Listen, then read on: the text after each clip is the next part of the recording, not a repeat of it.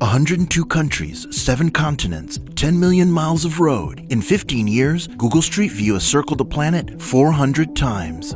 Here you can see where we've mounted the Street View car onto a 3-wheel tricycle. Here it's been mounted to a snowmobile, one of our earliest trekkers, a trolley through museums, places that we expect there to be a lot of change. We try to drive those areas more frequently. There are other areas of the world where we still have to go back and refresh that imagery again. Let's walk through 15 years of gadgets and gear to understand the tools Google Street View uses to map the world. Maps are fundamentally about where things are. Think about a satellite map or even the map that you draw on a napkin for your friend. You're talking about where things are and where they are in relation to each other. And in that sense, Street View was different. It promised an immersive on-the-ground experience of far-flung locales. Street View was the brainchild of Google co-founder Larry Page. He had what was a pretty crazy idea at the time, that you should enable people to explore the world right from their computers. He actually collected the first Street View imagery. He used a camcorder and drove around the streets around the Google office and brought this back for the engineers to play with. And the engineers built a custom prototype camera system that had multiple camera units and multiple laser scanners. The whole thing weighed 500 pounds. The team used this to collect imagery around the Bay Area. The very first version, which had a small 4-megapixel camera, it just took pictures. And we had to figure out exactly where these pictures were taken using a GPS unit that followed along with the car. The idea was, how can we stitch this together into a seamless experience that can let people explore the world? The lights turned on for Street View in May of 2007. That was when we had the first consumer-facing release with 5 Street View cities worth of imagery collected. San Francisco, New York, Las Vegas, Miami, and Denver were the first, but the project expanded, covering more countries and thousands of miles of streets, all using pretty much the same underlying process. At the most basic level, it's all about collecting imagery of the world and processing this into one seamless model. A Street View car starts as a regular car that you could buy. We mount a custom roof rack onto the top, and then the camera gets mounted on a mast that can be raised and lowered. The Street View camera has 7 lenses, and it takes full 360-degree panoramic shot a couple times a second, so you'd be able to traverse the length of a road from picture to picture to picture. Using a technique called photogrammetry, which is a really old technique, actually from the 1800s, you can take measurements from photos and you can basically figure out where objects are, how big they are, how far apart they are. There's a cable that comes off the camera system and goes into the back seat, where it connects to the processing system and the hard drives for storing all of the imagery data. In the back, there were boxes of CPUs and hard drives in them that would collect all of the data. This typically took up a big portion of the back seat of the car. And it's getting stored basically on the hard disk. This information is sent in batch, and then it's fed into our imagery processing pipelines. The cameras themselves have gotten much better. Not only have they gotten higher resolution, going from 4.8 megapixels to a 45 megapixel camera, 75, up to 140 megapixels. Their responsiveness in low light is much better. Apart from improvements in the cameras, the game-changing tech to the Street View system was the addition of LiDAR scanners, first in 2008 and updated in 2013. The LiDAR works with millimeter accuracy. They're laser radars. They have invisible laser beams that shoot out and map the world in 3D as the car moves down the street. So it helps us measure where the curbs are, or even where there are lines of paint in the middle of the road. All this information comes back and helps us build this very precise, highly detailed 3D reconstruction of the world. Every route is planned in advance. This is actually important from a privacy perspective. We try to standardize our Google Street View hardware as much as possible, but sometimes there are local quirks that mean we have to introduce something a little bit different. This is our main car that we use in North America,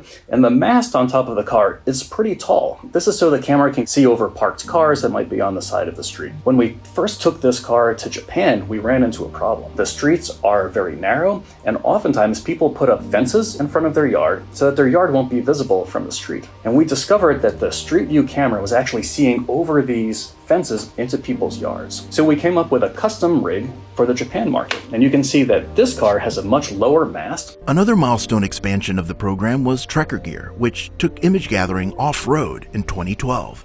we realized that there were so many important places on Earth where you simply couldn't drive a car. Even in a city, there are narrow alleys, there are pedestrian walking paths. We'd like to take you inside transit stations, or maybe even inside a museum, out into the wilderness, to the top of Machu Picchu and the top of Mont Blanc, down into the Amazon rainforests and underwater by the Great Barrier Reef, or up in the International Space Station. The Street View Trekker is basically a Street View camera system that's attached to a backpack. Here you can see the camera unit on top with the lenses. Here you can see a GPS unit, and these are our laser scanners. This is the processing unit, and what you see on the back here is a big heat sink because it takes a lot of processing to handle all this imagery, and the unit can get hot. You actually put this on wearing the straps. It's relatively comfortable to wear, but it's not the lightest thing, weighing in at about 35 pounds. You can just walk naturally, and it will automatically snap photos as you're walking down the path. You can be tipping from side to side, and you don't want the pictures to come out blurry. So we use a lot of smart software algorithms. The typical trekker outing takes a few hours, unless it's a hike down into the Grand Canyon. That'll take a trekker 10 days.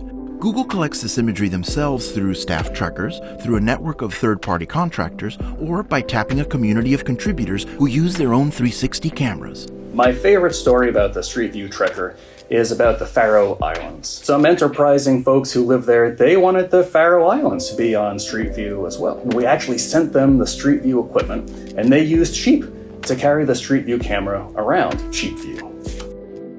One thing that we tried was putting high-definition cameras that were facing to the sides so we could read small print that was on the storefronts of businesses. Think about opening hours that are on the door of a business that it's really hard to see from the street. This side profile camera configuration was paired with machine learning and image recognition software, which was already in Google's wheelhouse.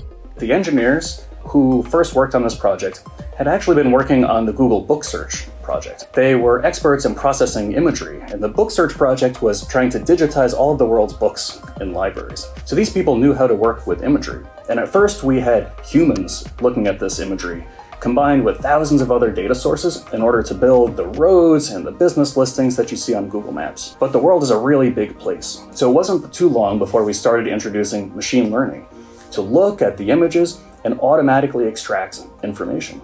Blurring and privacy protection has been built in pretty much from the start. This is a process that's fully automatic. All of the people's faces, all of the license plates, these are blurred through automatic algorithms because otherwise the scale of processing this with humans would just be too great.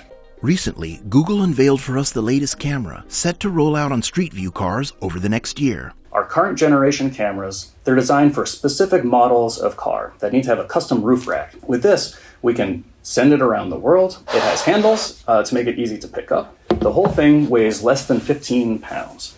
And one of the key things about this is it can be mounted on top of any vehicle at all. We can give it to a third party, and they can put it on any car that has a roof rack. There are 7 lenses arranged around the outside, and one that's pointing upwards from the top. As the camera moves down the street or on top of a backpack, it takes a full 360-degree panorama.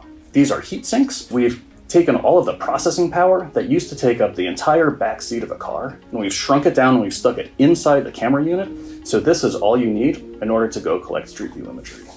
Google is innovating on the software side too, with Immersive View.